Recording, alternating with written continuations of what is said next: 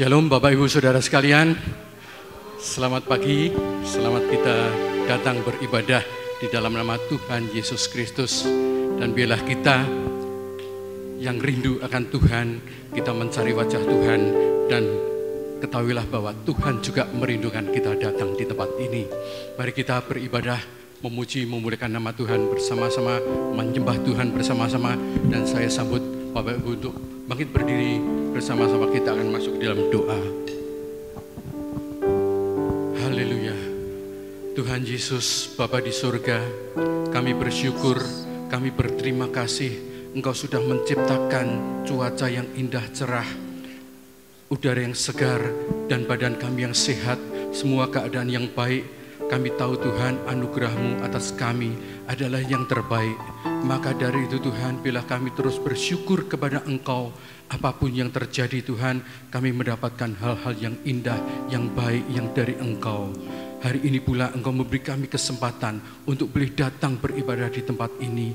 Kiranya Tuhan, bila kami boleh membawa hati kami, tubuh jiwa roh kami persembahkan untuk kemuliaan nama-Mu. Bila Engkau anugerah-Mu turun atas kami, bila urapan-Mu turun atas kami, dan kami rindukan hadirat-Mu ada di tengah-tengah kami. Tuhan, mengurapi siapapun yang ada. Engkau jamah setiap pribadi, Engkau jamah setiap orang-orang yang ada di tempat ini, mereka yang datang dengan hampa. Kiranya Tuhan Engkau penuhi dengan berkat-berkat-Mu. Yang sakit Engkau sembuhkan. Yang mempunyai persoalan apapun Engkau jalan keluar. Kami boleh memperoleh kemenangan yang dari Engkau. Yang mempunyai persoalan apapun, kami tahu di bawah kaki-Mu itulah jawaban hidup kami. Kami serahkan Tuhan, kiranya Tuhan memberkati semua yang terlibat di dalam pelayanan ini, mulai dari penyambut jemaat, multimedia, hamba-Mu yang menyampaikan firman, bagian persembahan, pemain musik, dan kami semua yang memuji memuliakan nama Tuhan, seluruh jemaat yang ada. Engkau satu persatu menjamah. Haleluya. Kami serahkan semuanya ini Tuhan, dari awal sampai selesai nanti. Dan kami boleh pulang tidak dengan tangan hampa, tetapi kami boleh membawa berkat-berkat yang dari Engkau. Haleluya. Di dalam nama Tuhan Yesus Kristus, kita semua yang bersama mengasihi Tuhan berkata amin. Amin. Beri pujian bagi Tuhan kita. Haleluya. Haleluya. Haleluya. Mari kita merendahkan diri di hadapan Tuhan kita, memuji, memuliakan nama Tuhan. Bila Tuhan kita diagungkan, kami rendahkan diri di hadapan. Haleluya.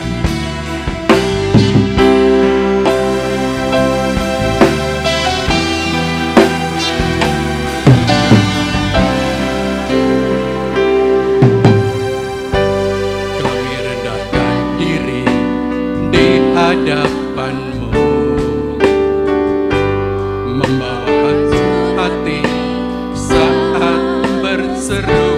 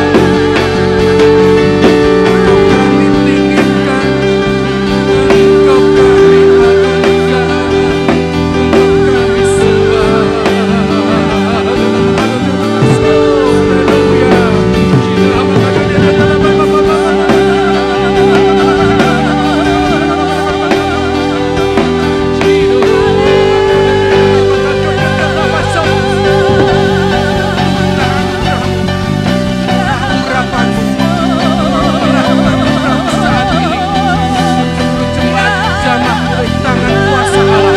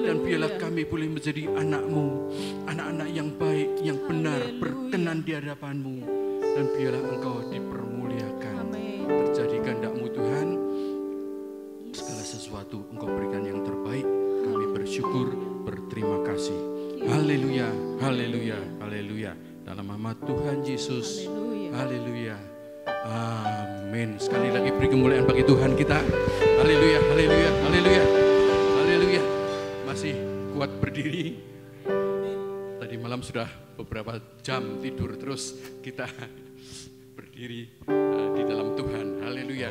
Dan biarlah Tuhan memberi kekuatan, kegirangan, sukacita yang dari surga turun atas kita semua. Amin Bapak Ibu. Haleluya, kita akan terima janji Allah bagi kita semua. Haleluya. Tuhan memberiku kegirangan dan sukacita minyak yang baru dicurahkan, haleluya, ku bersorak.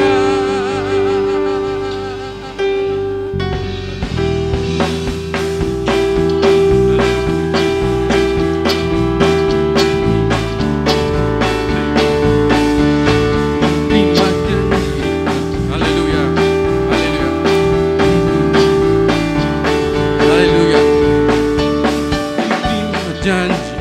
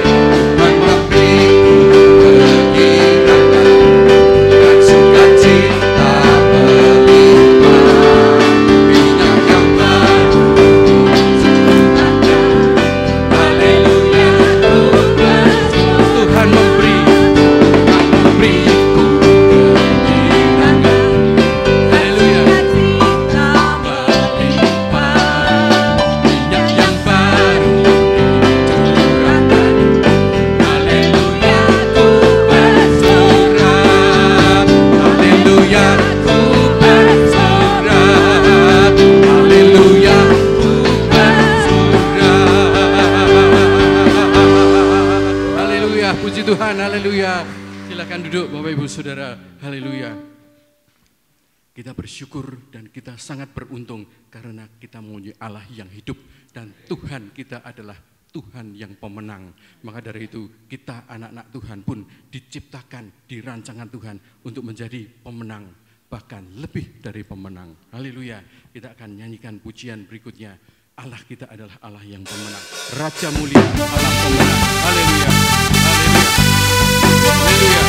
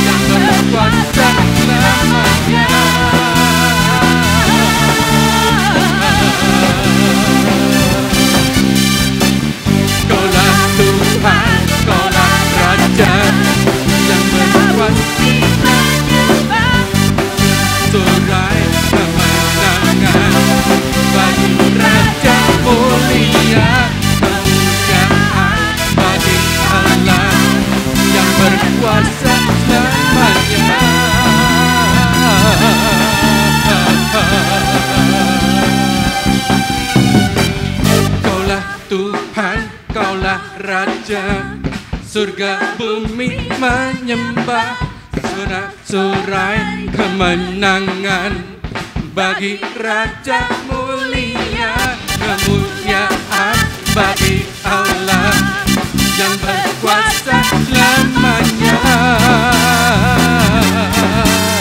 Kaulah Tuhan, haleluya. Kaulah Tuhan, kaulah Raja, surga bumi menyembah, sorak-sorai kemenangan bagi Raja mulia, kemuliaan bagi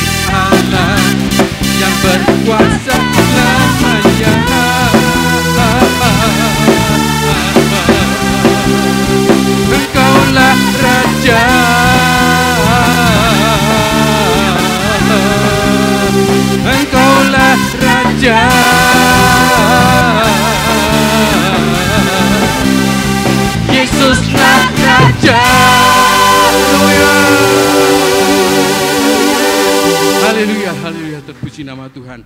Haleluya, haleluya, haleluya. Kita bersyukur terus karena Tuhan berkuasa dan kuasanya tidak terbatas. Maka dari itu kita pun diberi kuasa untuk menaklukkan dunia ini. Haleluya. Dan kita katakan, kuberi kuasa dari Raja Mulia. Haleluya. Haleluya.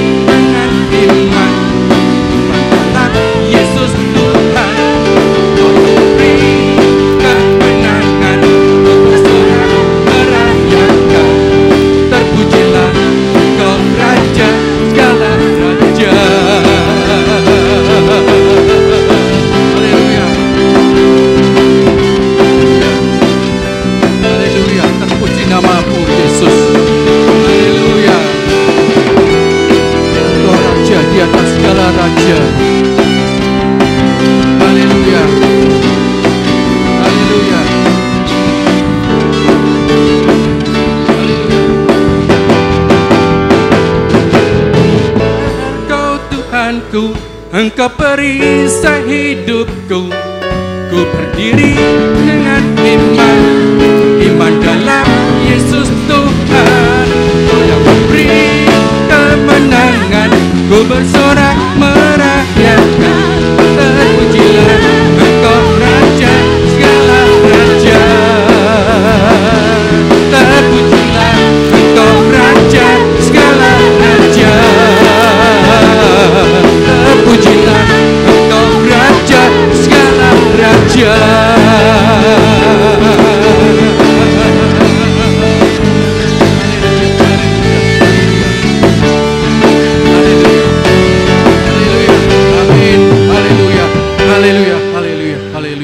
Haleluya. Puji nama Tuhan. Dan biarlah Tuhan disenangkan dengan puji-pujian kita. Dan biarlah Tuhan bersukacita atas kita. Dan rasakan saat ini kuasa Tuhan sedang mengalir di antara kita. Kita boleh tangkap, kita boleh rasakan. Dan bila roh kita menyala-nyala dalam Tuhan, bila mana kita berseru, Tuhan pasti mendengar seruan kita. Dan terpuji nama Tuhan, bila mana kita ada persoalan, Tuhan tidak pernah melepaskan kita. Kita akan dikuatkan melalui firman Tuhan, dan kita masuk melalui pujian penyembahan ini. Mengalir kuasa dari tempat maha tinggi. Haleluya.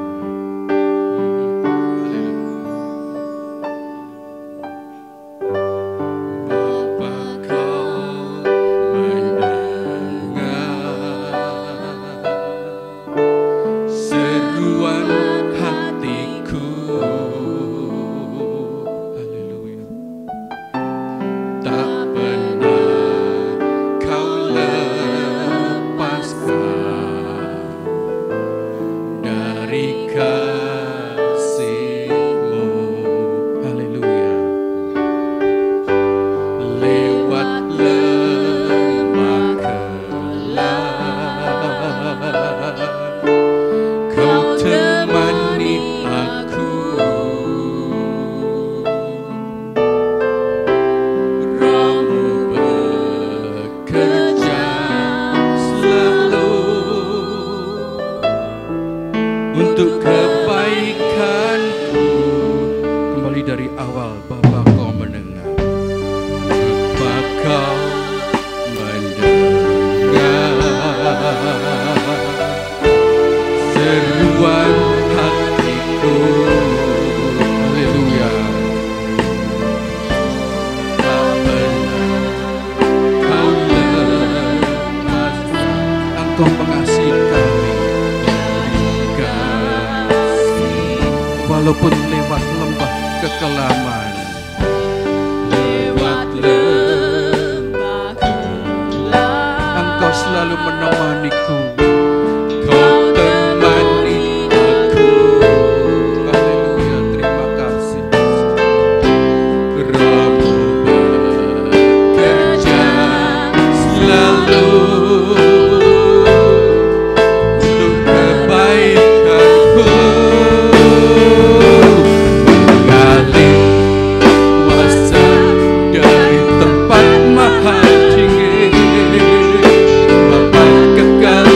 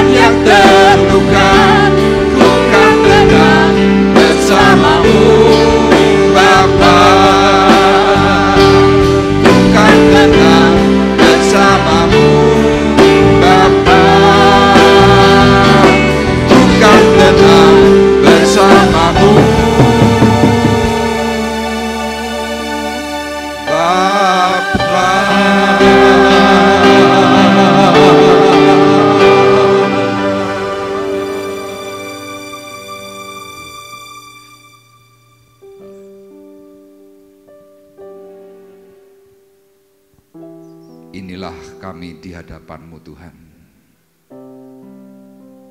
Ketika kami bersama-sama hidup dalam Tuhan, maka ketenangan, keteduhan yang kami alami dan kami peroleh. Kami bersyukur pagi hari ini kami bisa mempermuliakan nama-Mu. Kami bersyukur pagi hari ini kami berhimpun untuk mendatangi tahta kudus-Mu. Karena kami sadar Tuhan, tidak semua orang diberi kesempatan oleh Tuhan untuk memuji mempermuliakan nama Tuhan. Itulah sebabnya Tuhan, kami hari ini mau belajar diam. Kami mau belajar untuk mendengar suara kebenaran-Mu, supaya kami mengalami kunci berkat pemulihan, sehingga hidup kami sungguh menjadi bagian dalam kekudusan yang Tuhan ajarkan. Terima kasih Bapa di sorga.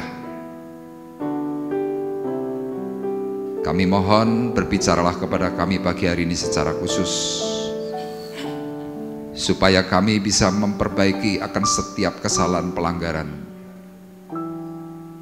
Dan kami ketika mau untuk diajar, kami bisa dipulihkan oleh Tuhan.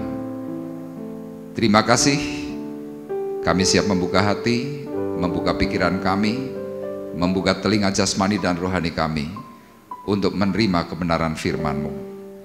Dan kami mau sambut seluruh firman-Mu dengan kuasa urapan Roh Kudus Tuhan yang menolong, di dalam nama Tuhan Yesus Kristus. Dan kita semua yang siap diberkati oleh Tuhan bersama-sama berkata, amin. Puji Tuhan, dipersilakan duduk. Shalom. Puji Tuhan. Baik, hari ini kita akan kembali bersama-sama mempelajari perkataan firman Tuhan. Beberapa minggu kita sudah belajar dari kehidupan Rasul Petrus, mulai dari pemberontakannya, kemurtadannya, sampai pada akhirnya Rasul Petrus bisa menjadi bagian dalam kerajaan Tuhan karena dia berbalik dan bertobat. Nah, tentu kita semua yang hari ini hadir, saya percaya ada berkat, tetapi juga ada masalah. Nah, bagi kita yang hari ini sudah mengalami berkat, mungkin akan berkata bahwa Tuhan baik buat hidupku. Tetapi kalau saudara yang sedang mengalami masalah atau problem, saudara pasti akan bertanya, adakah Tuhan di dalam dunia? Nah, kita sebagai anak-anak Tuhan yang masih mempertanyakan, kalau kita mau bersungguh hati di dalam Tuhan, saya sangat meyakini bahwa setiap persoalan pergumulan apapun, kalau kita mau datang sungguh-sungguh kepada Tuhan, maka Tuhan akan memberikan kunci dari setiap persoalan kita. Untuk itu pagi hari ini saya memberikan tema kunci menerima janji Tuhan. Ya, di situ saya beri gambar dua tangan yang terbuka, ada kunci, ada tulisannya sukses. Artinya apa? Tuhan mengulurkan tangan kepada kita semuanya, membuka dirinya. Saudara mau nggak ambil kunci yang sudah ada di tangan Tuhan untuk bisa kita peroleh? Tujuannya apa? Supaya kita bisa memperoleh sukses hidup. Nah, kita hari ini mau belajar dari kehidupan Raja Daud, ya, raja yang dari masa muda seorang sederhana, dia hebat di dalam penyembahan. Kemudian dia bisa diangkat menjadi seorang panglima perang dan berakhir menjadi raja. Tetapi dalam semua perjalanan hidupnya tidak ada yang mulus. Masalah demi masalah selalu dihadapi oleh Daud. Tetapi Daud selalu memperoleh yang namanya kunci dari setiap persoalan karena Tuhan memberikan janji. Nah, kita akan bersama-sama melihat dalam kitab Mazmur, ya, ditulis oleh Daud. Dalam Mazmur pasal 25 ayatnya yang ke-14. Kita akan bersama-sama membaca satu ayat ini dengan keras, nanti akan dipandu juga oleh Bapak Gunadi Huri. Saya mengundang Bapak Ibu untuk bangkit berdiri. Kita baca Mazmur 25 ayatnya yang ke-14. Bapak Ibu yang membawa Alkitab bisa membuka, yang tidak membawa bisa melihat di layar LCD. Firman Tuhan berkata demikian, 2, 3. Tuhan bergaul karib dengan orang yang takut akan Dia, dan perjanjiannya diberitahukannya kepada mereka. Amin. Dipersilahkan duduk. Bapak Ibu, inilah tulisan Raja Daud. Dia hari itu sudah menjadi raja. Kemudian dalam sebuah peristiwa, Daud mengalami banyak sekali persoalan. Persoalan dari luar dan terakhir persoalan dari dirinya.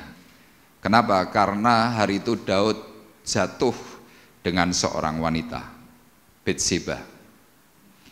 Makanya kalau Bapak Ibu perhatikan dalam Mazmur pasal 25 ayat 14, judul perikopnya adalah doa mohon ampun dan perlindungan. Nah, di dalam permasalahan-permasalahan yang Daud alami, kita tahu Daud itu seorang yang diurapi oleh Tuhan. Nah, seorang yang diurapi oleh Tuhan seharusnya orang itu kan punya keamanan penuh. Memang kalau secara dari sisi luar, Daud itu keamanannya penuh. Tetapi ternyata meskipun Daud ini seorang yang diurapi Tuhan, Tuhan ini mencoba untuk melihat hatinya Daud. Sama Bapak Ibu yang hari ini sudah sungguh-sungguh di dalam Tuhan, tiba-tiba muncul masalah. Bukan berarti saudara di luar pagar, tidak. Tetapi saudara di dalam pagar, Tuhan ingin melihat hatimu. Seberapa kuat, seberapa sungguhnya engkau kepada Tuhan, sehingga ketika ada masalah, ada pencobaan, saudara masih tetap bisa berkata Tuhan itu baik, Tuhan itu benar. Nah, Daud mengalami banyak hal, dan Daud seorang berhikmat. Dia tahu setiap persoalan yang ada dalam dirinya itu semuanya diizinkan oleh Tuhan. Dan masalah yang dihadapi Daud bukan cuma satu masalah, bertubi-tubi masalah. Saudara-saudaranya tidak baik sama dia punya mertua juga tidak baik, lingkungannya juga mencoba untuk menjatuhkan. Itu Daud. Nah, masalah yang bertubi-tubi itulah dialami oleh Daud, dan Daud mencoba untuk terus mendekat kepada Tuhan, dan Daud mempunyai sebuah kesimpulan. Pada waktu dia punya masalah, ternyata Tuhan menginginkan satu hal, supaya apa? Dirinya sempurna. Sama Bapak Ibu yang hari ini sedang kena masalah, apapun masalahmu, Tuhan sedang membawa dirimu itu dalam sebuah kesempurnaan hidup. Supaya apa? Nanti suatu hari kelak ketika engkau dipanggil pulang oleh Tuhan, engkau kedapatan berkenan, dan Tuhan akan menyambut, engkau adalah hamba yang baik. Masuklah dalam kerajaanku, duduklah makan bersama-sama dengan aku. Itu janji Tuhan. Nah, Daud belajar untuk terus apa? Menjalani itu semuanya bersama Tuhan. Dan akhirnya ketika dia sungguh-sungguh dalam Tuhan, tanpa pernah berbelok, akhirnya Daud memperoleh banyak kunci, mendapatkan kunci. Nah, saya sangat berharap ya kalau kunci yang didapatkan Daud itu mungkin banyak. Kita belajar untuk mendapatkan satu kunci saja. Supaya Bapak Ibu yang hari ini kena masalah, saudara juga bisa mendapatkan kunci, kemudian saudara buka setiap pintu masalah itu, dan kemudian saudara mendapatkan satu jawaban. Gampang. Aku bisa dipulihkan karena aku hidup bersama Tuhan. Nah, saya memberikan tujuan untuk firman Tuhan pagi hari ini adalah memperoleh kunci perjanjiannya, perjanjian Tuhan, agar kita ini bisa dipulihkan. Nah, sebelum itu mari kita bersama-sama melihat, sebelum kita belajar eksposisi dari Mazmur 25 ayat 8-14, kita lihat di dalam surat 2 Korintus, ya teks sebelumnya. Nah, 2 Korintus pasal 7 ayat 1, ya minggu yang lalu ini sudah saya sampaikan kepada Bapak Ibu. Tetapi karena ini berkaitan dengan apa yang Daud alami, saya akan bacakan buat Bapak Ibu 2 Korintus 7 ayat 1. Bapak Ibu perhatikan. Saudara-saudaraku yang kekasih, karena kita sekarang memiliki janji-janji itu, marilah kita menyucikan diri kita dari semua pencemaran jasmani dan rohani, Dan dengan demikian menyempurnakan kekudusan kita dalam takut akan Allah. Ya, kalau Raja Daud dibawa oleh Tuhan dalam berbagai masalah untuk supaya apa? Dia memperoleh janji. Orang kalau sedang mengalami masalah berat, biasanya orang itu bisa menyucikan dirinya dari pencemaran jasmani, dari pencemaran rohani. Kenapa hal itu bisa dialami, dilakukan? Karena apa? Mengingat satu hal, seperti kata Rasul Paulus, karena kita sekarang memiliki janji-janji itu. Makanya saya seringkali ungkapkan di dalam khotbah-khotbah saya, berbahagialah Bapak Ibu yang hari-hari ini mungkin sedang kena problem. Memang rasanya berat, rasanya itu nggak masuk akal. Tetapi kalau kita belajar sungguh-sungguh perkataan firman Tuhan, di situ kita tahu Tuhan cinta kepada kita semuanya. Melalui apa? Setiap masalah, melalui pergumulan. Nah, di dalam Mazmur pasal 25 ayat 8 sampai 14, kita nanti akan bisa mengerti bagaimana caranya agar kita semuanya melalui dari pengalaman Raja Daud, semuanya itu bisa dipulihkan. Nah, kita langsung saja membuka dalam Mazmur pasal 25 ayat 8 sampai dengan ayat 14. Hal yang pertama, ya, agar perjanjian Tuhan itu bisa tergenapi atas kita semuanya. Yang pertama, kalau kita mau diarahkan oleh Tuhan. Nah, Bapak Ibu perhatikan Mazmur 25 ayat 8 dan 9 nanti akan dibacakan oleh Bapak Kunadi, kita simak bersama-sama. Mazmur 25 ayat 8 dan ayat 9. Beginilah firman Tuhan. Tuhan itu baik dan benar, sebab itu Ia menunjukkan jalan kepada orang yang sesat. Ia membimbing orang-orang yang rendah hati menurut hukum, dan Ia mengajarkan jalannya kepada orang-orang yang rendah hati. Amin. Kalau Bapak Ibu perhatikan dalam ayat 1, di situ dikatakan dari Daud. Jadi Mazmur ini ditulis oleh oleh Daud dari dirinya untuk Tuhan. Kenapa Daud menuliskan ini untuk Tuhan dan juga untuk kita semuanya? Karena ini berdasarkan pengalaman hidupnya Daud. Jadi Daud sewaktu menuliskan Mazmur pasal 25, dia sudah mengalami pemulihan. Pemulihan dari apa? Seperti judul perikopnya tadi, mohon ampun dan juga perlindungan. Makanya tadi dalam ayat 14, disitulah Daud berpegang kepada apa yang Tuhan katakan. Nah, ketika dia sudah mengalami pemulihan, kemudian dia tuliskan satu persatu pengalaman-pengalaman hidupnya. Yang pertama, kenapa dia bisa mengalami itu semua? Bisa memperoleh janji Tuhan. Kunci berkat itu bisa diperoleh. Karena hal yang pertama ini, hatinya Daud itu mau untuk dituntun, diarahkan kepada sesuatu yang benar. Saya ulang, ayat 8 dikatakan demikian. Tuhan itu baik dan benar.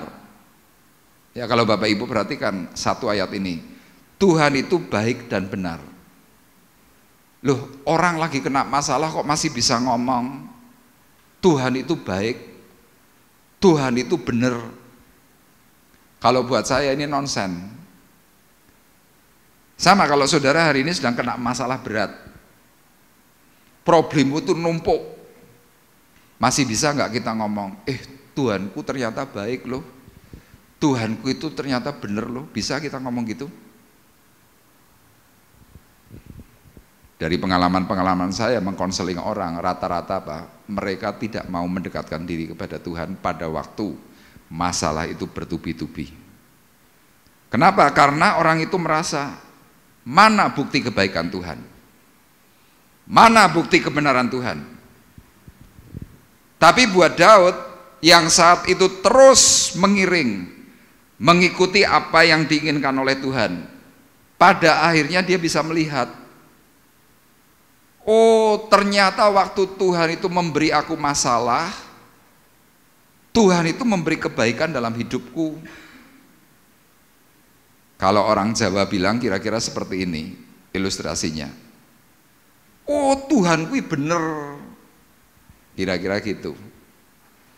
Makanya Daud berani berkata, Tuhan itu baik dan benar.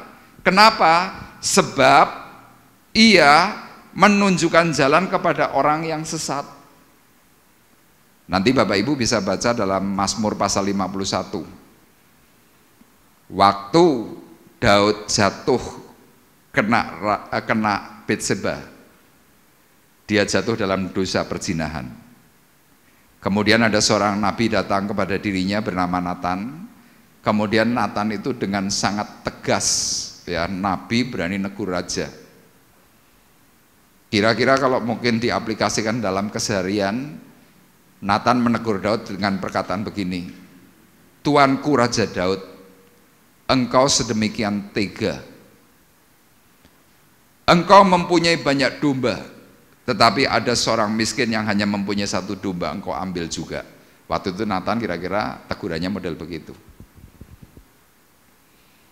Nah, awal Daud gak paham yang dimaksudkan itu siapa. Tetapi kemudian Nabi Natan berterus terang bahwa orang yang dimaksudkan oleh Tuhan adalah dirimu. Kemudian singkat cerita, Daud ngaku. Itulah sebabnya kenapa Daud kemudian dalam Alkitab meskipun pernah jatuh dalam dosa, disebutkan bahwa Daud seorang yang berkenan di hadapan Tuhan.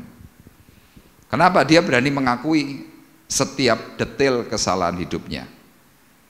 Makanya pada waktu itulah kemudian dia berkata, sebab itu ia menunjukkan jalan kepada orang yang sesat, ia membimbing orang-orang yang rendah hati menurut hukum.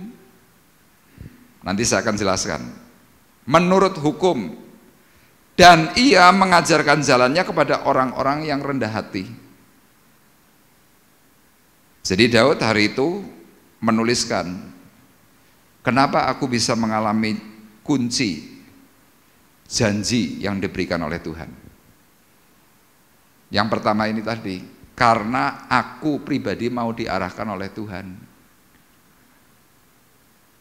Nah sekarang yang menjadi pertanyaan, kenapa kita seringkali kok sulit sekali untuk mengalami berkat pemulihan?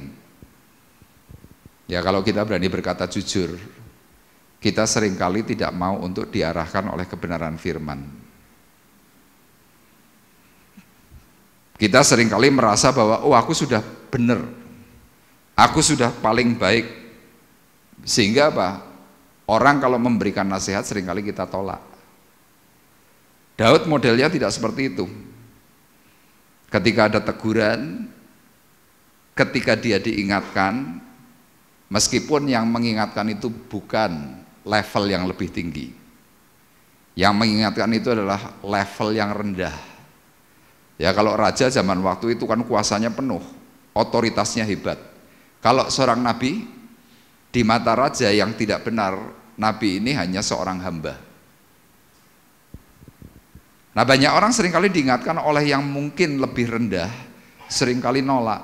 Allah kowe ngerti apa, kira-kira begitu. Itulah sebabnya kenapa kita sulit sekali untuk bisa dipulihkan.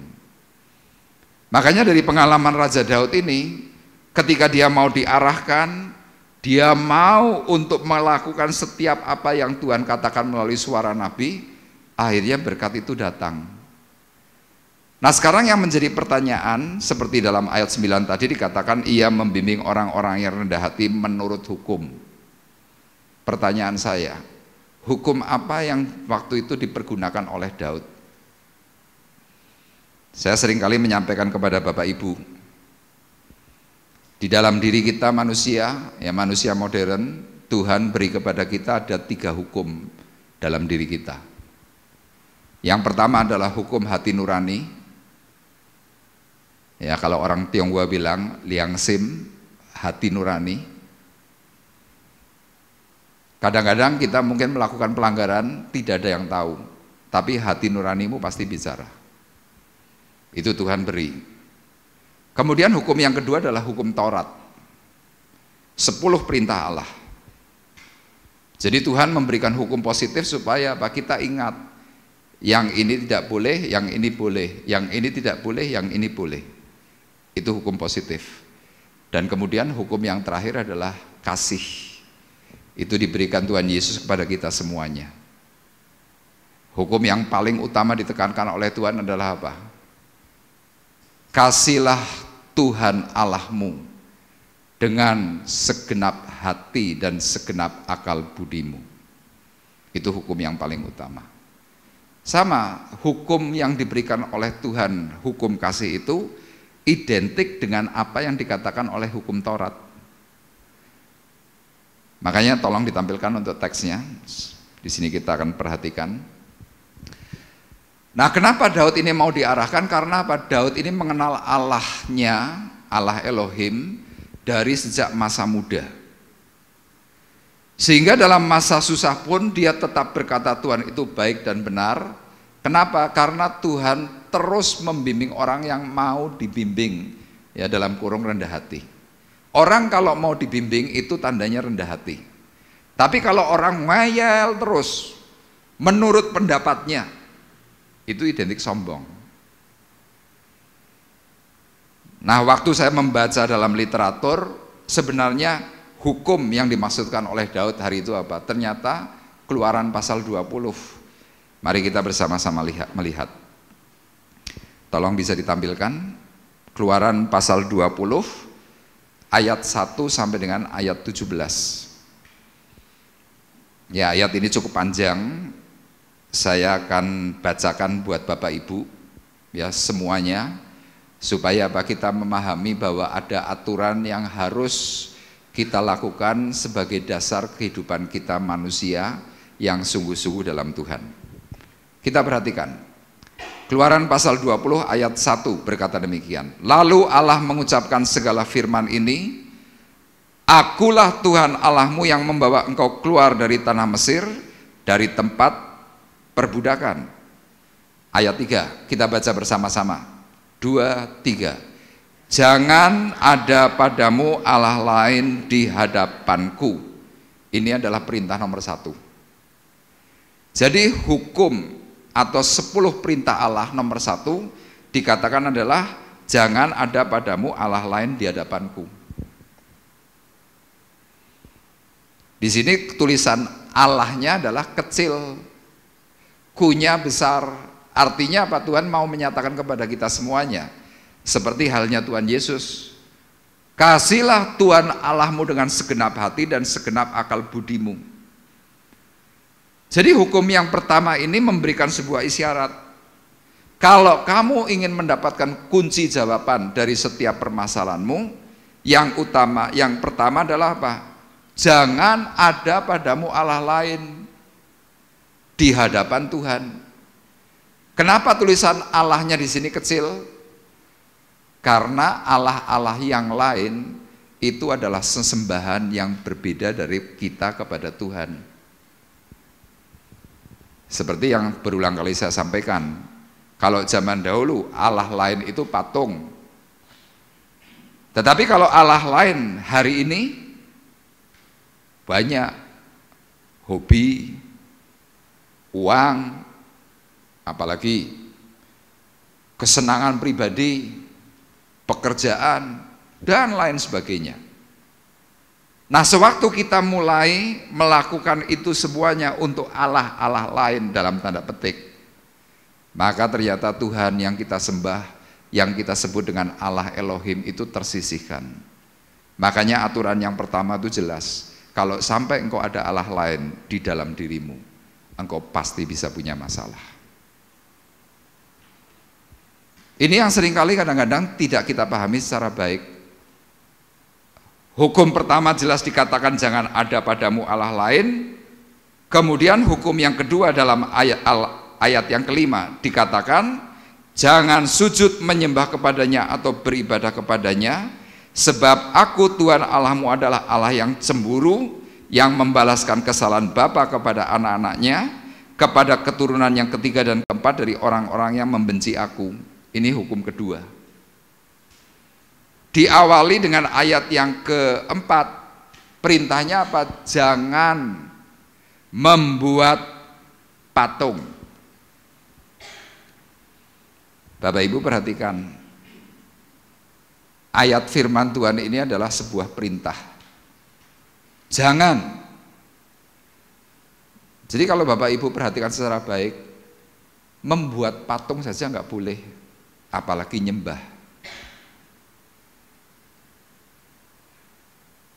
Mungkin orang-orang awam secara duniawi akan berkata, wah ora bener kuwi, nggak bener itu.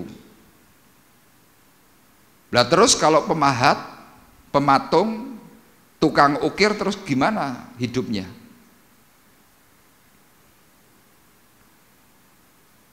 Orang yang tidak mengenal kebenaran Allah, termasuk saya dahulu, untuk urusan patung saya nentang habis-habisan. Orang Kristen seringkali berkata kepada saya, Rif, neng omahmu rentuk ono patung lho Rif. Wah saya marah. Kenapa? Mereka tidak bisa menjelaskan kenapa kok tidak boleh ada patung di rumah. Tetapi ketika saya mulai mengalami panggilan Tuhan, saya punya problem melalui patung-patung yang pernah saya punya di rumah saya. Di situ saya ternyata melihat di setiap patung-patung yang ada dalam rumah saya itu ada rohnya. Bapak Ibu bayangkan, kalau satu patung, asumsi kita mungkin cuma diisi satu roh. Tapi ternyata enggak. Satu patung, ya misalkan patung manusia, itu isinya mungkin bisa 8-10 roh. Saya hari itu punya patung kira-kira jumlahnya 59 atau 64 patung. Bapak Ibu bisa bayangkan kalau satu patung terisi 5 roh saja, apa yang terjadi dalam rumahmu? Kekacauan. Rumah saya hari itu kacau. Kenapa? Saya tidak percaya. Kenapa saya tidak percaya? Hari itu saya belum pernah belajar firman Tuhan. Tapi waktu saya ngalami, kemudian saya belajar kenapa Tuhan itu melarang adanya patung. Ternyata Bapak Ibu perlu ketahui, patung yang dilarang oleh Tuhan itu yang sifatnya bernyawa. Kita lihat ayat 4. Jangan membuat bagimu patung yang menyerupai apapun yang ada di langit, di atas.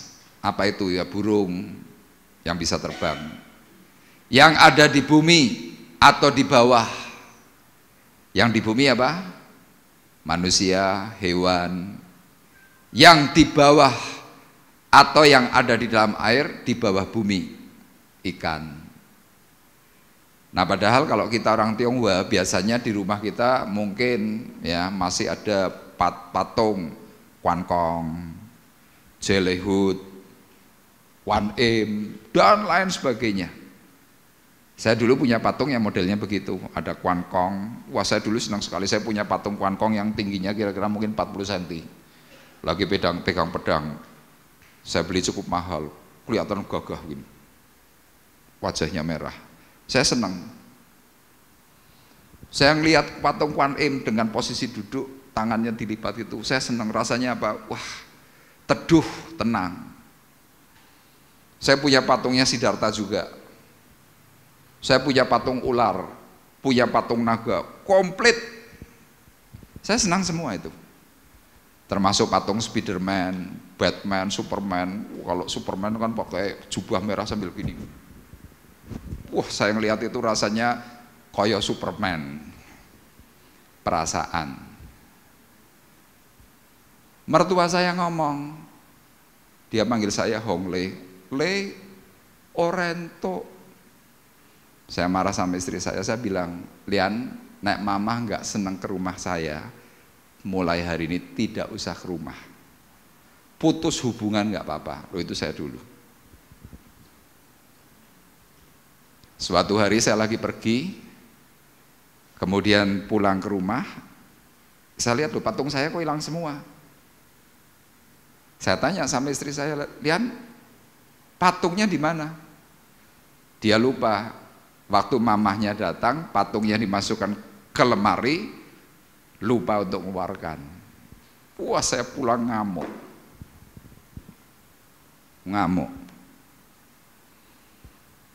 Dan sempat beberapa bulan saya tidak lagi mau menegur sapa mertua saya.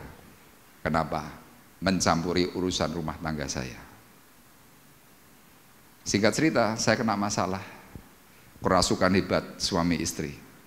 Problemnya dari mana? Dari patung-patung itu.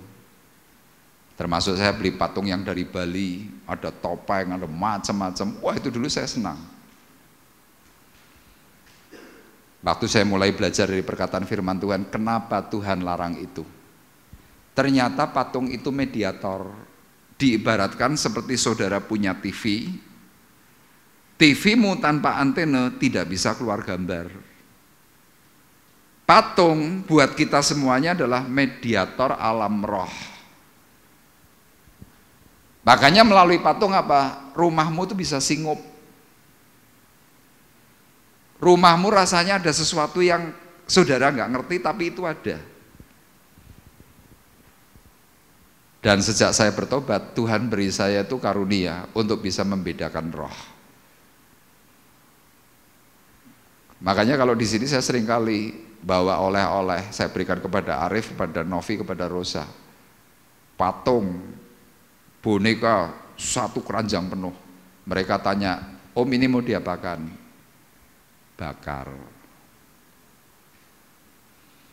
Loh kok dibakar kan eman-eman?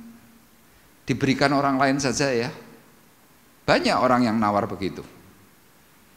Saya bilang, kalau kamu memberikan itu identik saudara sedang memberikan masalah kepada orang lain. 3, temanmu, saudaramu kau beri patung, memang harganya mahal, tapi kemudian bermasalah. Waktu saya beri penjelasan, akhirnya berkatanya apa? Ya wis lah, enggak apa-apa dibakar daripada kena masalah. Bapak Ibu bisa bayangkan betapa banyaknya orang Kristen yang tidak mengetahui masalah ini. Tapi kalau saya jelaskan seperti ini, kadang-kadang orang berkatanya apa? Fanatik. Saya tidak fanatik, saya menyampaikan apa yang Tuhan katakan. Membuat saja sudah dilarang, apalagi kalau kita sampai nyembah. Makanya kenapa kalau saudara mungkin melihat di dalam salib yang kita miliki, itu kok salibnya polos. Gak ada salib yang Yesusnya tersalib. Bedanya di mana? Kalau secara tafsir, kalau masih ada patung Yesusnya yang tersalib itu artinya penderitaan.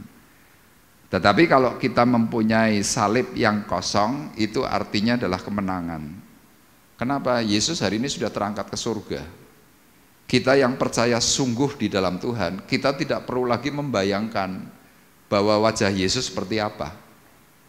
Apakah saudara yakin bahwa wajah Yesus yang tertampang itu yang ada jenggotnya begitu?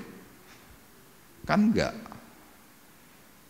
Kalau saudara pergi ke Amerika, pergi ke Bronx, Yesus yang di sana kulit hitam.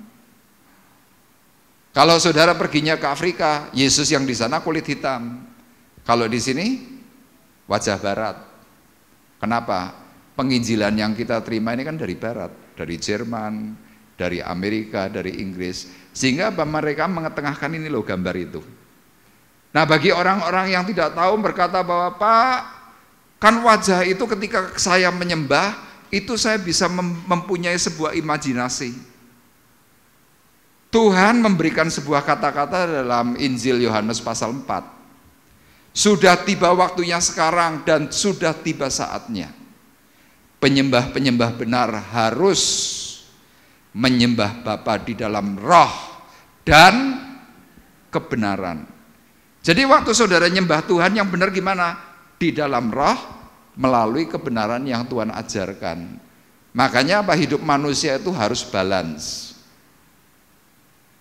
Roh itu adalah Roh Kudus, kebenaran itu adalah firman. Jadi kalau kita mau benar, balance, seimbang di hadapan Tuhan, engkau harus dipimpin oleh Roh Kudus dan juga kebenaran Allah. Diibaratkan seperti ini. Manusia hidup itu seperti burung. Burung itu punya 2 sayap. Burung bisa terbang karena apa? Karena sayapnya menggelepar bersamaan. Jadi kalau saudara ngelihat burung, kalau misalkan itu di syuting dengan kamera kemudian speednya diturunkan, misalkan speed normal itu kan antara 125 sampai 500 per mikrodetik. Waktu kita hanya pakai speed itu, maka yang kelihatan cuma gerakan yang sepintas, plek. Tapi coba kalau saudara perhatikan dalam speed yang rendah, speed rendah itu misalkan 0, burung itu ngeleparnya tuh kelihatan, kemudian bisa terbang, itu seimbang. Burung kalau seandainya yang menggelepar hanya sayap kanan, nyungsep. Itu diibaratkan kalau orang di dalam Tuhan terlalu ngeroh, sedikit-sedikit Tuhan bicara, sedikit-sedikit Tuhan memberikan pesan. Wah ini ngeroh, gelepar tok, nyungsep, jatuh. Sama orang yang tidak mau dipimpin oleh Roh Kudus, oleh Roh Allah, hanya berpegang kepada perkataan ini kan benar. Itu diibaratkan kayak sebelah kiri, gelepar. Bisa terbang? Nggak bisa, nyungsep. Tetapi coba Bapak Ibu bayangkan, di dalam roh dan kebenaran. Muncullah pujian, ku kan terbang tinggi di awan. Kenapa? Hidupmu seimbang. Jadi orang yang selalu berkata bahwa oh ini perjanjian lama, Tuhan Yesus di dalam Injil Matius berkata, aku datang bukan untuk melenyapkan hukum Taurat, tetapi aku datang untuk menggenapkan. Kemudian kesimpulannya di mana? Dalam surat Roma pasal 10 ayat 10. Kegenapan hukum Taurat ialah kasih. Makanya orang yang mempunyai kasih pasti tidak akan melakukan pelanggaran. Nah Bapak Ibu bisa bayangkan, ya saya menjelaskan satu ayat jangan menyembah patung. Ini sudah 10 menit. Kalau saya bahas semua satu persatu, wah bisa waktunya tuh panjang. Tetapi saya memberikan dasar kepada Bapak Ibu hal yang seperti ini supaya apa? Kita ngerti kenapa kita seringkali punya masalah dan kita tidak mempunyai kunci jawaban.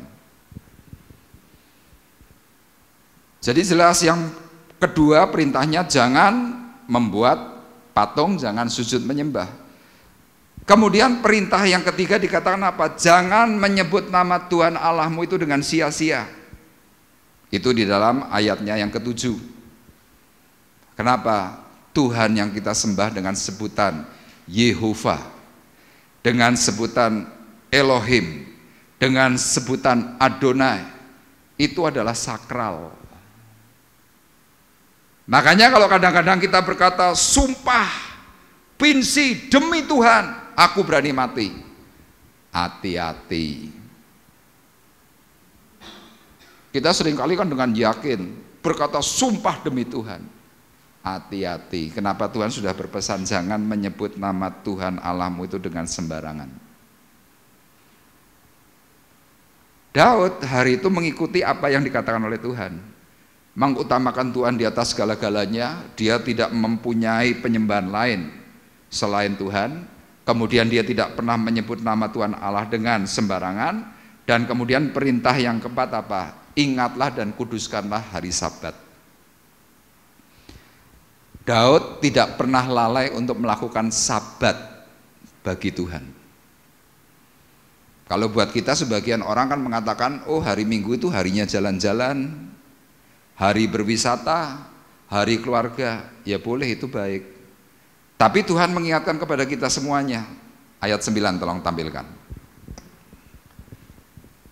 Ayat 9. 6 hari lamanya engkau akan bekerja dan melakukan segala pekerjaanmu. Tetapi hari ke-7 adalah hari Sabat Tuhan. Keluaran pasal 20. Tetapi hari ke-7 adalah hari Sabat Tuhan Allahmu. Maka jangan melakukan sesuatu pekerjaan engkau atau anakmu laki-laki atau anakmu perempuan atau hambamu laki-laki atau hambamu perempuan atau hewanmu atau orang asing yang di tempat kediamanmu, sebab 6 hari lamanya Tuhan menjadikan langit dan bumi, laut dan segala isinya, dan ia berhenti pada hari ke-7. Itulah sebabnya Tuhan memberkati hari Sabat dan mengkuduskannya. Kalau Bapak Ibu hari ini hidup dalam hukum kasih, saudara melanggar Sabat, ora popo, nggak apa-apa kelihatannya. Tapi coba Bapak Ibu cek, kenapa saya berani mengatakan seperti ini? Saya punya banyak pengalaman untuk pelanggaran hari Sabat. Yang pertama biasanya apa? Saudara akan kehilangan damai. Coba saudara cek, seminggu saudara nggak ke gereja, nanti pasti hatimu akan punya perasaan, kok enak ya. Nanti biasanya yang kedua bahkan muncul yang namanya pernik-pernik kehilangan damai itu. Apa? Ribut, padu, salah paham. Saya sudah sering kali jelaskan kepada Bapak Ibu, apa sih Sabat? Sabat itu rest. Rest itu istirahat.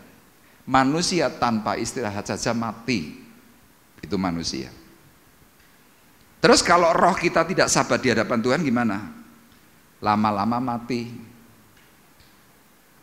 Zaman Musa orang tidak sabat, rajam, dilempari batu sampai mati. Coba bayangkan betapa mengerikannya hukum Taurat zaman dahulu. Jadi waktu peraturan Sabat itu diberikan, tujuannya untuk apa? Mengutamakan Tuhan di atas segala-galanya. Makanya kalau kita belajar tentang 10 perintah Allah, perintah 1, 2, 3, dan 4 ini untuk Allah. Perintah yang kedua itu untuk manusia. Ayat 13, ayat 14, ayat 15, ayat 16, kemudian untuk sesama.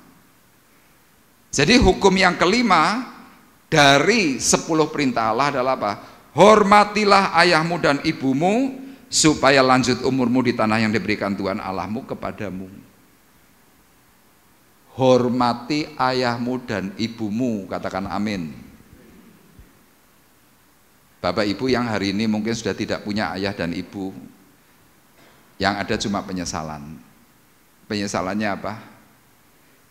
Dhisik aku duwe mamah, duwe papa, ora tak openi. Aku durung iso bales. Kalau sudah meninggal ngomong begitu. Tapi waktu dulu masih hidup gimana?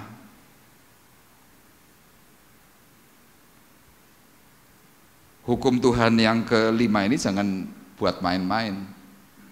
Kalau orang Tionghoa bilang, kowe kurang ajar karo bapak ibumu, ciaklat, kualat kowe. Sama orang Jawa juga punya falsafah yang sama. Kamu kurang ajar sama bapak ibumu, kualat. Kualat itu yang gimana sih? Hidupnya susah. Hidupnya penuh dengan kutuk. Hidupnya tidak ada berkah. Loh kenapa? Kurang ajar.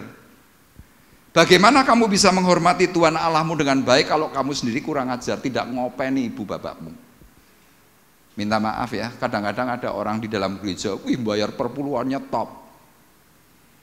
Tapi mamah papahnya cuma minta capcay goreng itu loh, yang harganya paling satu porsi 50.000, digubris saja enggak. Tuhan ngomong, buat apa? Kamu itu seperti kuburan yang dicat putih, dilabur putih. Enggak ada artinya ibadahmu. Di gereja, wah top. Ngurusi bapak ibu, nehi. Loh saya pernah ngelayani itu. Mamahnya itu loh, baiknya minta ampun. Saya tahu persis. Anak-anak dibesarkan dengan materi kekayaan yang dimiliki oleh mamahnya. Giliran suatu hari mamahnya sakit, tele-tele, sudah 2 minggu, matanya cuma gini-gini dok.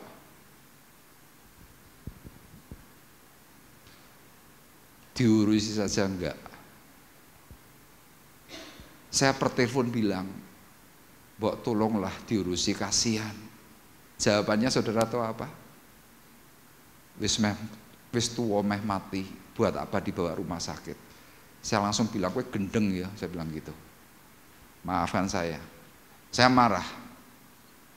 Kemudian saya samperi ke tempat tujuan, jauh tempatnya. Saya angkut orang tua ini ke rumah sakit. Saya bilang, kowe neng gereja hebat, pelayananmu sip, tapi ini loh, mamahmu sendiri di sebelahmu. Semuanya berkatanya apa? Repot. Punya 5 anak semuanya repot.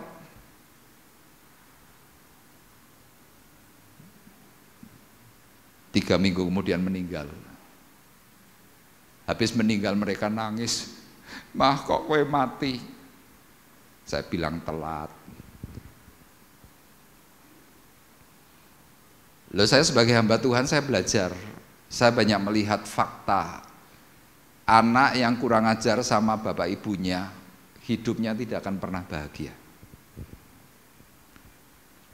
Loh, ini serius saya. Saya pernah melihat ada anak yang kalau sama mamahnya nendang, sama bapaknya jotosi. Waktu mama papahnya hidup tidak ada masalah, berkat masih cukup. Tapi ketika mama papahnya mati, orang ini loh cari sesuap nasi sampai maaf kata ngemis, paring, minta, tidak ada yang memberi. Dan singkat cerita, orang yang saya sebutkan ini tadi saya ceritakan, matinya di emperan toko, ngenes. Terus sekarang anak cucunya gimana? Miskin semua. Ada yang jadi petani, ora dadi. Jadi tukang, nggak jadi. Maaf, jadi tukang becak pun tidak ada yang mau naik. Kalau dipikir kok iso ya? Tapi kalau Bapak Ibu lihat dari kehidupannya Daud, meskipun Daud disakiti mertuanya, meskipun Daud dikucilkan oleh bapak ibunya, ya Mazmur pasal 51 kan mengatakan begitu, meskipun aku dibuang, meskipun dia tidak dianggap oleh saudara-saudaranya, kakak-kakaknya, Daud itu tetap hormat. Kepada senior itu hormat. Makanya hidupnya Daud itu mulia, hebat. Kenapa?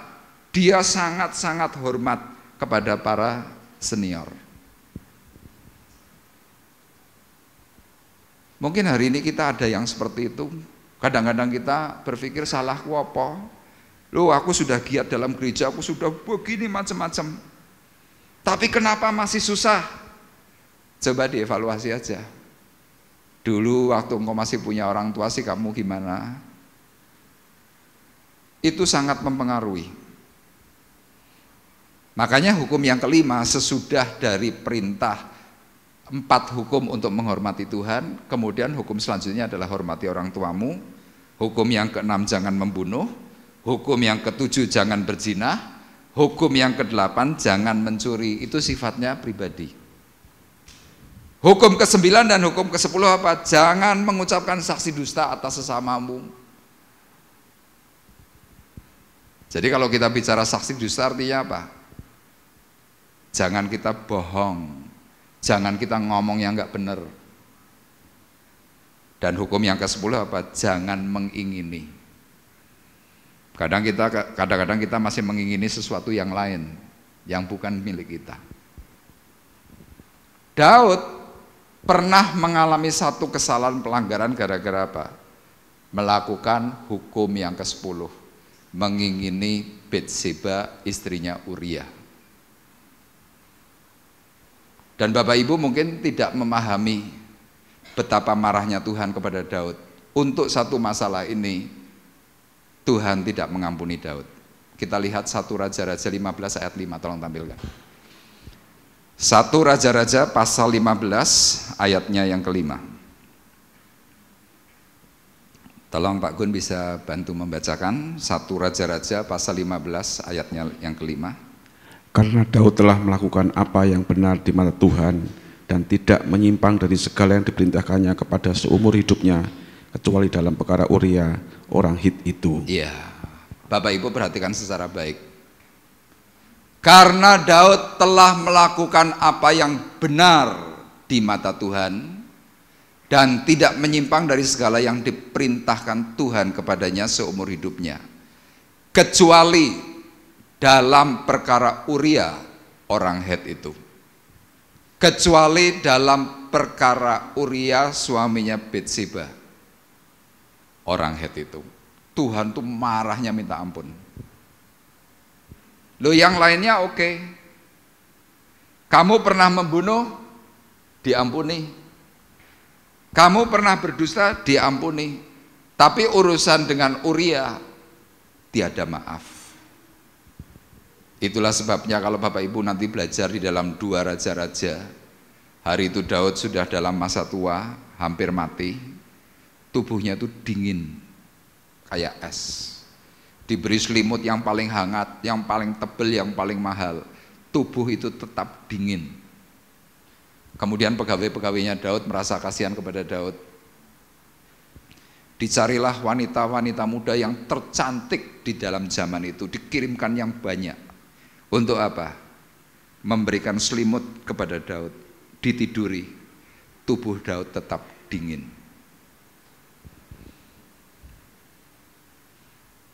Seperti ini kan masalah yang kelihatan sepele. Tapi di mata Tuhan, urusan Daud kepada Uria orang Het itu, Tuhan tidak memberikan pengampunan. Jadi kalau Bapak Ibu belajar dari 10 perintah Allah, betapa banyak kelemahan-kelemahan kita manusia. Ya, saya berkata paling parah kalau kita sampai tidak uhau kepada orang tua kita. Hati-hati. Kenapa? Orang tuamu itu wakil Allah di bumi. Jangan kita sebentar-bentar nyengol. Mamah kuno, papa kuno, orang ngerti apa-apa, pelit dan sebagainya, jangan. Lah kalau papaku salah gimana? Urusannya dengan Tuhan, bukan dengan kamu anak. Ini penting. Daud hatinya mau diarahkan oleh Tuhan. Akhirnya apa? Dia pulih. Nah sekarang kita masuk poin yang kedua. Kembali kepada Mazmur pasal 25. Saya hari ini akan memberikan kepada Bapak Ibu 2 poin saja. Karena kalau 3 poin mungkin terlalu panjang, nanti Bapak Ibu bosan, nanti kapan-kapan akan saya sambung. Ya. Yang kedua, agar perjanjiannya itu tergenapi atas kita. Yang kedua, dalam Mazmur pasal 25 ayat 10 dan ayat 11. Orang yang bisa menerima kunci perjanjian Tuhan, kalau orang itu berpegang pada firman Tuhan. Yuk kita baca bersama-sama, 2, 3. Yang berpegang pada firman-Nya. Orang kalau berpegang pada firman Tuhan, kunci perjanjian Tuhan itu langsung diberikan. Kita lihat dalam ayat 10 dan ayat 11, tolong Pak Gun bisa membacakan. Segala jalan Tuhan adalah kasih setia dan kebenaran bagi orang yang berpegang pada perjanjiannya dan peringatan-peringatannya. Oleh karena namamu ya Tuhan, ampunilah kesalahanku, sebab besar kesalahan itu. Iya. Daud menuliskan, kenapa dia bisa dipulihkan? Dia mengatakan, segala jalan Tuhan itu adalah kasih dan setia dan kebenaran. Untuk siapa? Bagi orang yang berpegang pada perjanjiannya dan peringatannya. Perjanjian dan peringatan Tuhan itu apa sih? Ini di sini. Ada janji, ada peringatan. Daud bisa mengalami semua pemulihan yang sedang diinginkan. Kenapa? Daud itu dalam Mazmur pasal 1 ayat 1 dan 2, dia mengatakan dengan sangat jelas, berbahagialah orang yang tidak berjalan menurut nasihat orang fasik, yang tidak berdiri di jalan orang berdosa, dan yang tidak duduk dalam kumpulan pencemooh, tetapi yang kesukaannya ialah Taurat Tuhan, dan yang merenungkan Taurat Tuhan itu siang dan malam. Itu Daud. Tolong ayatnya ditampilkan. Mazmur pasal 1 ayat 2. Saya baru mendapatkan pencerahan ini ketika saya lagi mempersiapkan firman Tuhan yang ditulis oleh Daud. Saya baru berpikir, kenapa ya kok harus siang dan malam? Coba Mazmur 1 ayat 2. Yuk kita akan baca bersama-sama satu ayat ini dengan keras. 2, 3. Tetapi yang kesukaannya ialah Taurat Tuhan, dan yang merenungkan Taurat itu siang dan malam. Pertanyaannya begini, kenapa kok harus siang dan malam? Mungkin kita akan menjawab, Pak, kalau di dalam aturan bait suci, kemah suci, penyediaan roti itu kan pagi dan petang, siang dan malam. Tapi kalau aplikasi kita dalam kehidupan sehari-hari, kenapa kita harus baca firman Tuhan itu siang dan malam? Siang di sini pengertiannya adalah ketika matahari sudah mulai menyingsing, itu siang. Malam ketika matahari itu mulai tenggelam, itu malam. Siang dan malam. Kenapa kok harus siang dan malam? Jawabannya apa? Karena waktu kita merenungkan firman Tuhan itu siang dan malam, iblis yang mendakwa, iblis yang menuduh itu langsung runtuh. Yuk kita sekarang lihat dalam Wahyu pasal 12 ayat 10. Kita lihat bersama-sama. Wahyu 12 ayat 10. Saya akan bacakan, Bapak Ibu perhatikan. Bapak Ibu yang membawa Alkitab atau mungkin yang membawa HP, ya bisa di bold atau mungkin bisa diberi stabilo. Ayatnya berkata demikian. Dan aku mendengar suara yang nyaring di surga berkata, sekarang telah tiba keselamatan dan kuasa dan pemerintahan Allah kita, dan kekuasaan Dia yang diurapinya, karena telah dilemparkan ke bawah pendakwa saudara-saudara kita, yang mendakwa mereka siang dan malam di hadapan Allah kita. Bapak Ibu perlu tahu, hidupmu, hidup saya, hidup saudara setiap hari, iblis itu selalu dakwa. Iblis itu selalu nuduh. Nuduhnya kapan? Siang malam. Siang malam. Saya bisa nuduh ini, Ibu Ida tak tuduh siang malam, Pak Gun tak tuduh siang malam, Ibu Oni tak tuduh siang malam, Pak David tak tuduh siang malam. Iblis itu setiap hari siang dan malam itu mendakwa kita. Kenapa seringkali hidupmu lemah? Kenapa seringkali engkau tidak punya daya? Kenapa seringkali engkau ngelokro? Kenapa seringkali engkau putus asa, patah hati? Kenapa engkau selalu ingin punya perasaan tak mati wae? Kenapa? Engkau sedang tidak kuat dengan tuduhannya pendakwa, yaitu iblis. Tapi buat Daud yang setiap hari merenungkan perkataan firman Tuhan itu siang dan malam, yang namanya tuduhan, hujatan, makian, macam-macam yang paling jelek, Daud selalu bisa mengucap syukur di hadapan Tuhan Allahnya dengan baik. Kalau saudara bagaimana? Kita kan seringkali berkatanya gimana? Aku wis ora kuat. Aku wis ora kuat. Kemudian kita ngancam Tuhan, aku nggak mau ibadah. Ya nggak apa-apa. Saudara semakin tidak ibadah, iblisnya semakin wow. Kalau dalam bahasa iblisnya kira-kira gimana? Mati gue, mati gue, mati gue, kira-kira begitu. Tapi coba orang yang punya firman Tuhan setiap hari, hidupmu gimana? Kuat. Kena masalah, puji Tuhan. Kena masalah, puji Tuhan. Kenapa? Engkau hidup di dalam naungannya Tuhan. Makanya yang terakhir 2 Timotius 1 ayat 3. 2 Timotius 1 ayat 3. Saya akan bacakan. Aku mengucap syukur kepada Allah yang kulayani dengan hati nurani yang murni, seperti yang dilakukan nenek moyangku, dan selalu aku mengingat engkau dalam permohonanku, baik siang maupun malam. Rasul Paulus itu berdoa untuk anak-anak rohaninya kapan? Siang dan malam. Sama saudara punya tugas yang mulia. Doakan keluargamu masing-masing siang dan malam. Supaya apa? Keluargamu tercover. Kalau ada dakwaan, ada tuduhan, ada hujatan atas dirimu, keluargamu tetap berkata, Tuhan itu baik dan benar. Aku kuat bersama Tuhan. Kenapa? Ada firman.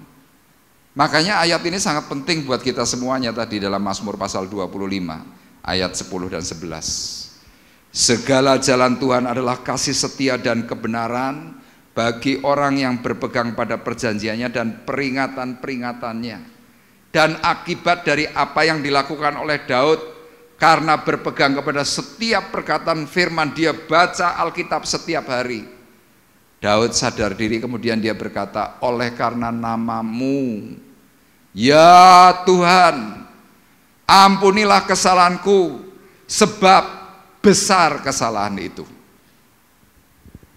Orang kalau setiap hari mau baca firman Tuhan pasti berani untuk ngaku, ya aku sing salah. Ya, dalam rumah tangga kan begitu. Kenapa suami dan istri itu padu, masing-masing merasa yang paling benar. Orang selalu nuduh, kowe sing salah, kowe sing salah, kowe sing salah. Dirinya paling benar. Saya berani pastikan orang itu tidak punya hubungan karib bersama Tuhan, sehingga merasa paling benar. Tapi coba kalau kita karib dengan Tuhan, Tuhan ngomong, ampunilah yang bersalah. Tuhan ngomong, kasihlah. Tuhan ngomong, tunduklah. Kita yang sadar diri langsung berani berkata, oleh karena namamu ya Tuhan, ampuni kesalahanku, sebab besar kesalahanku. Jadi kalau di dalam keluarga banyak sekali suami-suami untuk minta maaf pada istri, gengsi, malu. Saya yakin kalau engkau berpegang kepada firman Tuhan, engkau sewaktu-waktu salah kepada istrimu, istri salah kepada suamimu, orang itu akan berani berkata, aku yang salah, sorry, maafkan aku. Maka kunci perjanjian itu akan apa? Muncul. Makanya dalam Mazmur pasal 133 dikatakan apa? Berkat itu turun kalau ada persatuan. Kenapa rumah tanggamu tidak ada berkat? Padu terus. Ya, firman Tuhan saya akhiri sampai di sini. Nanti kita akan lanjutkan untuk minggu-minggu berikutnya. Tuhan memberkati kita semuanya. Kita akan menaikkan satu pujian. Ku percaya janjimu ajaib. Terukir dalam kehidupanku, ku berserah di dalam kekuatanmu.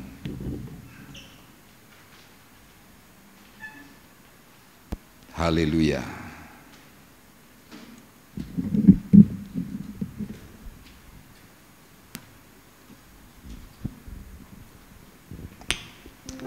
Mari bersama-sama merenungkan sejenak.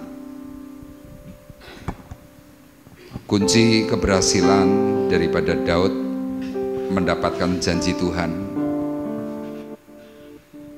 karena firman Tuhan memberikan sebuah pandangan yang baik agar bisa diberkati, dipulihkan, karena mau diarahkan melalui hukum yang diajarkan Tuhan. Karena mau berpegang pada firman Tuhan, maka ada kehidupan. Dan secara khusus firman Tuhan dalam Mazmur 25 ayat 13. Orang itu sendiri akan menetap dalam kebahagiaan dan anak cucunya akan mewarisi bumi. Mari hari ini meskipun kau ada masalah, ada kesusahan, kita mau berkata, sungguh besar setiamu kau nyatakan bagiku. Haleluya.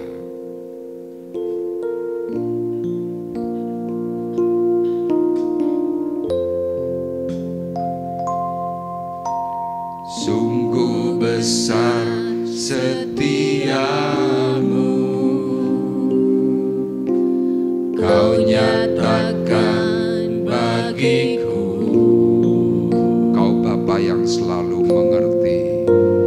Kau Bapa yang selalu mengerti isi hatiku.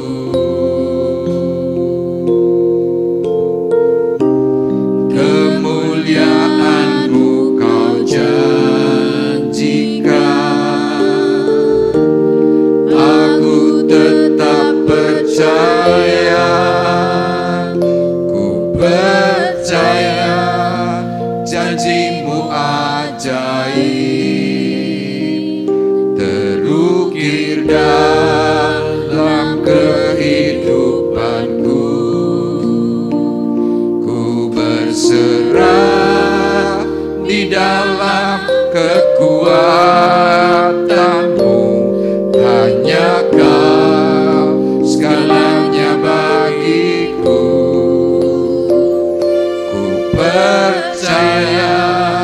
janjimu ajaib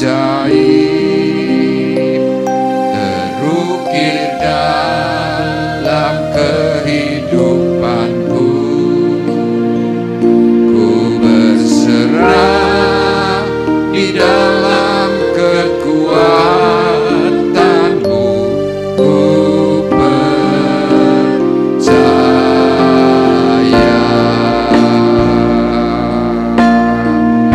Mari bersama-sama katakan, sungguh besar setiamu, sungguh besar setiamu, kau nyatakan bagiku. Kau Bapa yang selalu mengerti, kau Bapa yang selalu mengerti isi hatiku.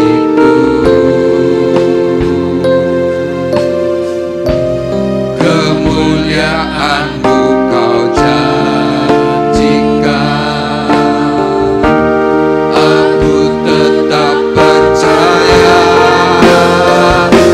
Percaya janjimu ajaib terukir dalam kehidupanku. Ku berserah di dalam kekuatanmu, hanya kau segalanya bagiku. Percaya janjimu ajaib terukir dalam kehidupanku. Ku berserah di dalam kekuatanmu, ku percaya. Tak akan ku takut, tak akan ku gentar. Kaulah imanku, kaulah Tuhanku. Tak akan ku ragukan kebaikanmu di hidupku.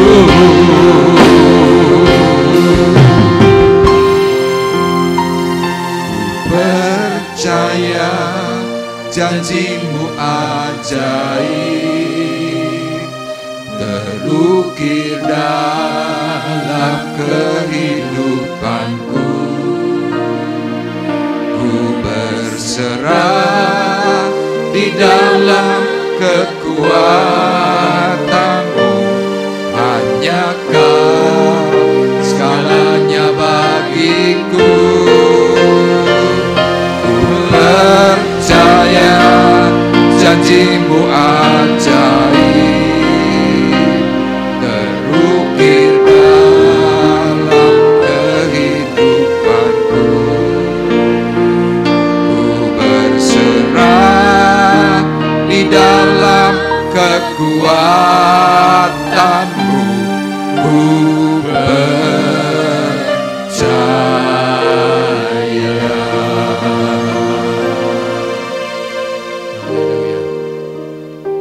Mari bersama-sama belajar lebih percaya lagi kepada Tuhan. Ketika engkau mau diarahkan oleh Tuhanmu, ketika engkau mau berpegang kepada hukum yang Tuhan sudah berikan,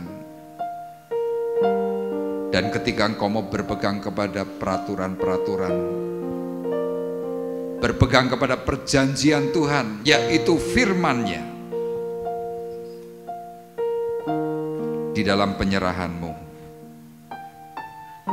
engkau pasti dipulihkan oleh Tuhan. Tuhan pasti akan memberikan kunci jawaban dalam hidupmu. Tuhan akan memberikan hal-hal yang baik, hal-hal yang indah yang selama ini tidak pernah engkau dapatkan. Karena dalam Mazmur pasal 25 ayat 14 dikatakan dalam King James Version, rahasia Tuhan ada dan diberikan kepada orang-orang yang takut kepada Dia. Mari bersama-sama mohon, minta kepada Tuhanmu pagi hari ini. Minta dengan sungguh. Kalau engkau mungkin punya salah, berkatalah, ampuni aku Tuhan atas setiap dosa dan kesalahanku. Ampuni kesombonganku. Ampuni keangkuhanku. Aku mau dipulihkan oleh Tuhan. Dan aku percaya janji-Mu adalah janji yang ajaib. Terima kasih Bapa di surga untuk kesempatan pagi hari ini melalui firman-Mu. Tanamkan dalam hati pikiran kami, kuduskan jiwa kami, berkati, menjadi berkat dan menjadi pemulihan. Terima kasih, kami pagi hari ini sudah berdoa dan mengucapkan syukur di dalam nama Tuhan Yesus Kristus. Haleluya. Amin. Saya serahkan kepada Pak David. Haleluya. Tiba saatnya Bapak Ibu Saudara, kita akan memberikan yang terbaik. Kita akan memberikan persembahan. Mohon petugas untuk mempersiapkan diri. Dan sebelumnya kita akan masuk dalam doa untuk persembahan ini. Tolong nanti Oni pimpin dalam doa. Haleluya, haleluya. Tuhan, terima kasih untuk pagi hari ini. Kalau kami sudah mendengarkan kebenaran firman-Mu, Tuhan, tanamkan itu di dalam setiap hati kami. Biarlah kami terus, Tuhan, mempunyai roh yang takut akan Engkau. Dan Tuhan, kami minta kepada Engkau, biarlah Engkau, Tuhan, mempertajam telinga kami, supaya kami boleh mendengar akan suara-Mu, apa yang Engkau inginkan dalam hidup kami, apa yang akan ke depan Tuhan Engkau inginkan kami lakukan. Biarlah Tuhan Engkau pertajam telinga kami, sehingga kami boleh hati-hati di dalam hidup ini untuk boleh berjalan di dalam kebenaran firman Tuhan. Terima kasih Tuhan. Sebentar kami juga akan memberikan korban persembahan.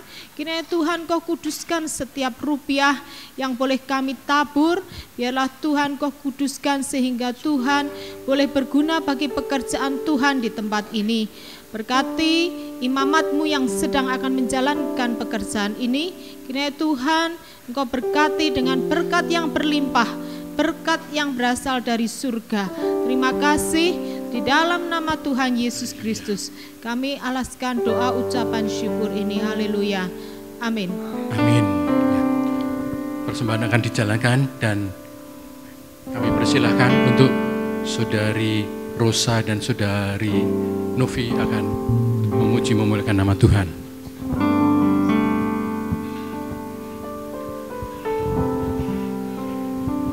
Shalom Bapak Ibu. Puji Tuhan, pada hari ini saya memberikan sedikit kesaksian melalui pujian yang akan saya berikan untuk Tuhan. Sebelumnya saya mengucap syukur kepada Tuhan karena Tuhan Yesus sungguh amat baik dalam kehidupan saya dan juga kehidupan Rosa.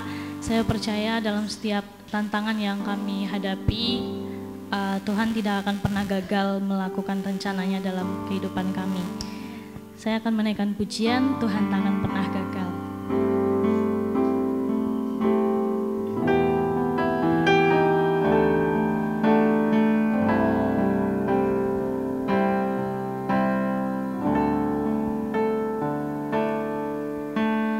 Setia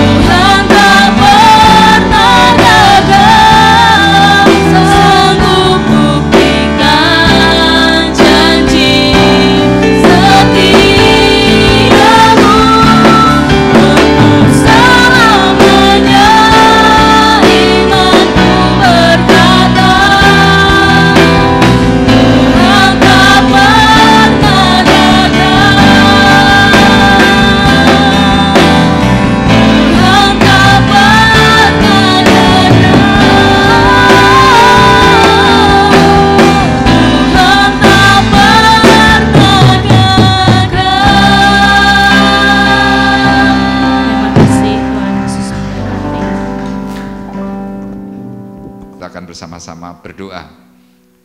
Bapa di sorga, terima kasih untuk hari ini, untuk kasih karunia yang Tuhan nyatakan secara khusus Tuhan, untuk saudara-saudari kami yang berulang tahun, Novi, dan juga saudara Ruben, Bapak Beni, kami serahkan mereka dalam tangan kasih Tuhan yang ajaib.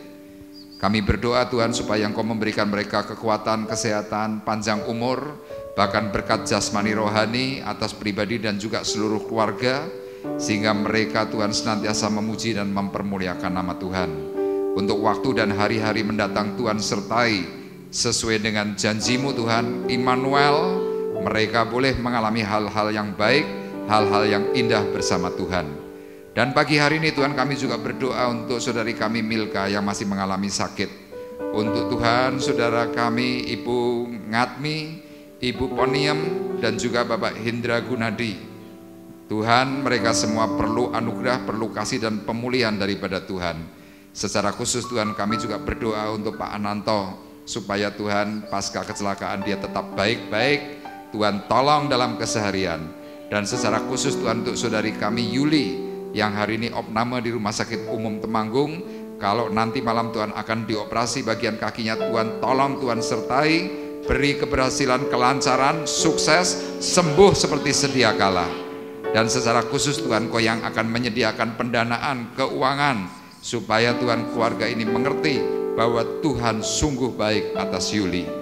Terima kasih, dan tiba saatnya Tuhan sekarang kami hendak berpisah dan kami memohon berkat daripada Tuhan. Sidang jemaat Tuhan terkasih, marilah kita bersama-sama mengangkat hati, mengangkat tangan kita di hadapan Tuhan. Pulanglah dengan membawa berkat, damai sejahtera Allah Bapa di sorga. Pulanglah dengan kasih karunia Tuhan Yesus Kristus. Di dalam persekutuan Roh Kudus, Tuhan memberkati engkau dan melindungi engkau. Tuhan menyinari engkau dengan wajah-Nya dan memberi engkau kasih karunia. Tuhan menghadapkan wajah-Nya kepadamu dan memberi engkau damai sejahtera, mulai dari pagi hari ini sampai Maranatha datang yang kedua kali. Dalam berkat nama Tuhan Yesus Kristus, kami sudah berdoa dan mengucapkan syukur kami. Dan kita semua yang diberkati oleh Tuhan bersama-sama berkata, amin.